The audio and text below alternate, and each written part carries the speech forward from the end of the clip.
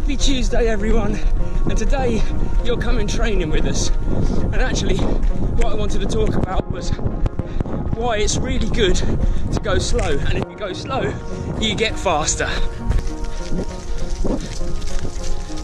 Base, cardiovascular endurance, aerobic endurance, call it what you want, pretty much the same thing.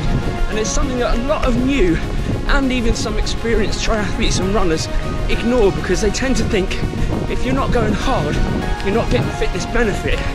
But there is a lot of benefit to be had from going slightly slower and a bit longer. Firstly, let's define long. Now long can mean very different things to different people, right Mary?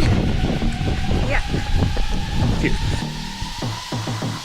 So long for someone that's just started and has never even run a 5k is going to be a very different long to someone that's training for a marathon and has to do a long run. So you have to use your best judgment there. Secondly, let's define slow. If you're just starting out, I would actually just define slow as any pace in which you can hold quite an easy conversation and it's not fragmented sentences. So now we have the basis for our base runs, if you'll pardon the pun. Let me tell you why running at these intensities are so beneficial, and so many good things happen that don't happen when you run at a higher intensity and push yourself hard. And when I say don't happen, I mean they happen a lot less.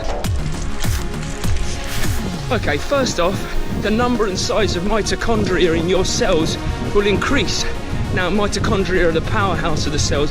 One of the things that they do is they break down the energy that your body uses. So they break down either the carbohydrate or fat that you use for energy whilst you're exercising. How about increased capillary density? So these are the little blood vessels that are in your muscles that transport oxygen to the muscles and remove all the waste products from the muscles as well.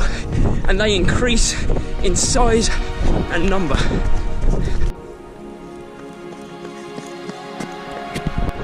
You get an increase in hemoglobin in the blood, and hemoglobin is responsible for transporting oxygen to the working muscles once it's coming through the lungs. Over time your heart grows stronger, which means it can pump more blood per pump, which is called stroke volume, round the body. Now all of these things do happen when you train at high intensity as well, but they just don't happen as efficiently, because whilst you're training at high intensity your body's also trying to focus on removing the waste products caused by training at high intensity, like lactic acid, CO2. So it can't focus solely on all the aerobic work and all the physiological adaptations that can happen, like I've just mentioned.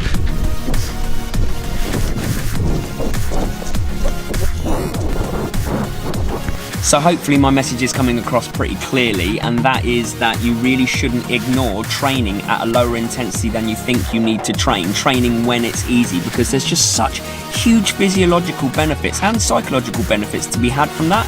Yeah, there is also a lot of benefit to be had from training at high intensity. I'm not knocking that, and you shouldn't rule that out of your training, but what you should do is try and find some balance where you train at all intensities throughout the week rather than one or the other. And that's a concept called polarized training, and I would urge you to go and look that up. I will make a vlog about it very soon as well. Be intellectually curious. Don't take what anyone says as pure fact. Go out there and have a look at it for yourself.